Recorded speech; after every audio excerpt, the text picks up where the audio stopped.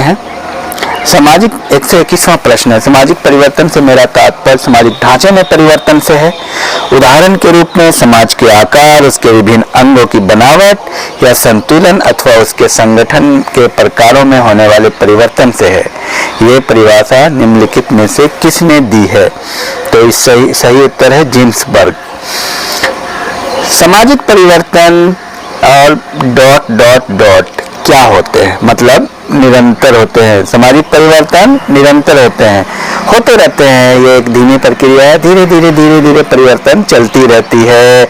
जैसे आपने देखा नहीं कि कोई भी बच्चा जवान हो जाता है, जवान से बूढ़ा हो जाता है, और कितनी धीमी प्रक्रिया, हर सेकंड में परिवर्तन होता है, तभी तो वो बूढ़ा होता है, तभी तो वो जवान होता है। अब एक साल जो है आने में 365 दिन लगते हैं, लेकिन हर सेकंड मिलके एक दिन बनता है। आगे बढ़िए। सामाजिक परिवर्तन के प्रौद्योगिकी निर्णयवाद के प्रतिपादक कौन है? तो सामाजिक परिवर्तन के टेक्नोलॉजिकल निर्णयवाद जो है वेबलन है। वेबलन टेक्नोलॉजी से रिलेटेड है, वेबलन कहते हैं। निम्नलिखित में से सामाजिक परिवर्तन किसका अंग है? निम्नलिखित में सामाजिक परिवर्तन, ये आपको ये क्वेश्चन है 124 का। निम्नलिखित में से सामाजिक परिवर्तन किसका अंग है? तो ये है सांस्कृतिक परिवर्तन, इसका सही उत्तर होगा। हालांकि सामाजिक प्रगति भी होती है, सामाजिक विकास भी होता है, लेकिन इसका सही उत्तर सांस्कृतिक परिवर्तन होगा। परिवर्तन का संबंध निम्न में से किन तत्वों से है? वस्तु से भी है, समय से भी है, भिन्नता से भी है। किसी भी वस्तु में समय के साथ परिवर्तन होता है, तो उपर्युक्त सभी होगा। निम्नलिखित में से कौन सा समाजशास्त्री सामाजिक परिवर्तन में सामाजिक संरचना, सामाजिक संस्थाओं अथवा उनके पारस्परिक संबंधों में परिवर्तन को सम्मिलित करता है? इसका सही उत्तर बोटमोर है। आगे आइए। मैकाइवर ने सामाजिक परिवर्तन के कितने प्रतिमान बताए हैं? मैकाइवर ने सामाजिक परिवर्तन के 2 प्रतिमान बताए हैं। सामाजिक परिवर्तन से हम केवल उन्हीं परिवर्तनों को समझते हैं जो सामाजिक संगठन अर्थात समाज के ढांचे और प्रकारों में घटित होते हैं। ये क्वेश्चन बहुत मशहूर है, ये किंग्सले डेविस का है। ढांचे में प्रकार में परिवर्तन मैंने बार बार बताया है, किंग्सले डेविस का है। सामाजिक संबंध में होने वाले परिवर्तन को सामाजिक परिवर्तन कहते हैं, यह भी बहुत मशहूर है, मैकाइवर पेज का है। आगे आइए। निम्नलिखित में से कौन से विद्वान सामाजिक परिवर्तन के चक्रीय सिद्धांत के समर्थक हैं? स्पेंगलर भी हैं, सोरोकिन भी है, पेरेटो भी हैं। ये तीनों सभी हैं, प्रयुक्त सभी। निम्नलिखित में से कौन से समाजशास्त्री सामाजिक परिवर्तन के चक्रीय सिद्धांत के समर्थक नहीं है? तो देखिए, पेरेटो है, टैनबी है, सोरोकिन है, तो वेबलन नहीं है। इसका सही उत्तर वेबलन होगा। कहीं भी औद्योगिकरण की प्रक्रिया नगरीय विकास की अनुपस्थिति में घटित नहीं होती, रिजमैन का कथन है।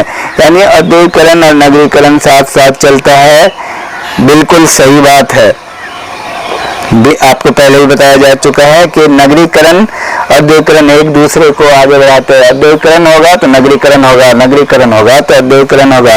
पश्चिमीकरण में कौन से मूल्यगत अधिमान्यता निहित है?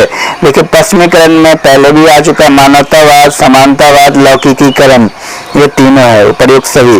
पश्चिमीकरण की अवधारणा के प्रतिपादक एम.एन. श्रीनिवास हैं, ये भी आप जानते हैं, खूब पूछा जाता है। निम्नलिखित में से कौन सा लक्षण भारत में हो रहे आधुनिकीकरण का सूचक नहीं है? देखिए, आधुनिकीकरण के लिए औद्योगिकरण तो सही है, लौकिकीकरण भी है, शिक्षा का प्रसार है, लेकिन ग्रामीण जनसंख्या में वृद्धि क्यों होगा? जो ग्रामीण तो भाग रहे हैं शहर की तरफ आधुनिकीकरण में। मॉडर्न शब्द का अर्थ है प्रचलन या फैशन। मॉडर्न शब्द का अर्थ है फैशन। जनसंख्या की दृष्टि से नगरीकरण समय के साथ साथ कुल जनसंख्या में नगरीय जनसंख्या के भाग में वृद्धि है, बोस का कथन है, बोस का। संस्कृतिकरण की प्रक्रिया के प्रतिपादक है एम.एन. श्रीनिवास। निम्नलिखित में से किस विद्वान ने संस्कृतिकरण शब्द को अनुपयुक्त माना, अनुपयुक्त समझा?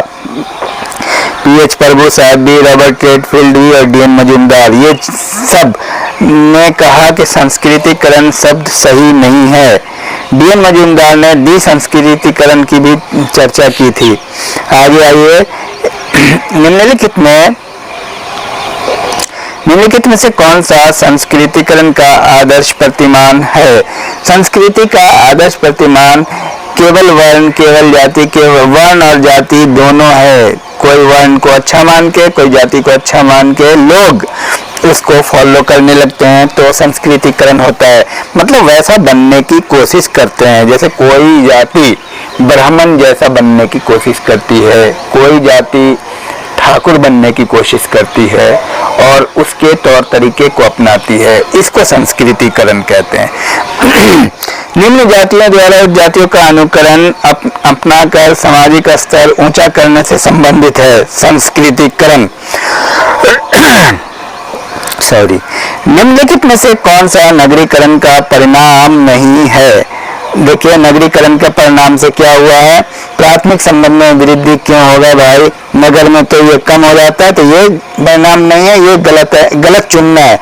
द्वितीयक समितियों का विकास होगा, अपराध भ्रष्टाचार में वृद्धि, व्यक्तिवादिता, लेकिन ये प्राथमिक संबंध में वृद्धि नहीं है, तो सही आंसर वही है। अर्बनाइजेशन एंड फैमिली चेंज नामक पुस्तक एमएस गोरे की है। आर्थिक वस्तुओं के उत्पादन तथा सेवाओं में मानवीय शक्ति के अधिकाधिक प्रयोग से संबंधित प्रक्रिया है, यह है औद्योगिकरण। बिल्कुल सही। आर्थिक जीवन के विकास का प्रथम स्तर है शिकार करने और भोजन इकट्ठा करने का स्तर, जाहिर सी बात है।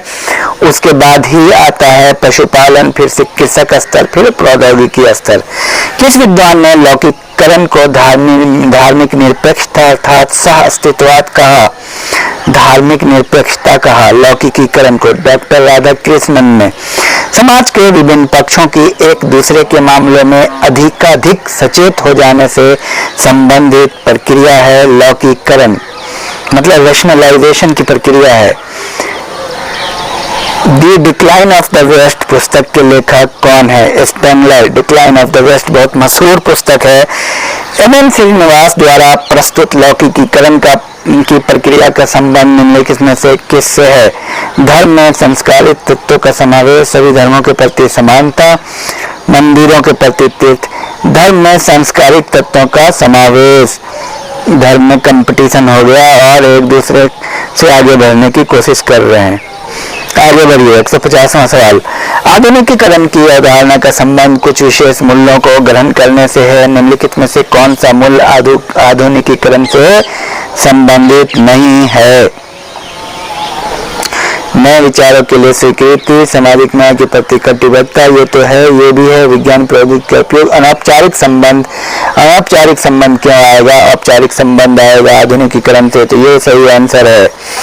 किस देश या प्रदेश में जनसंख्या की भिन्नता को प्रभावित करने वाले निम्नलिखित में से कौन सा कारण महत्वपूर्ण है? मृत्यु दर भी प्रभावित करते हैं, प्रजनन क्षमता भी करते हैं, आवास भी करते हैं, सभी।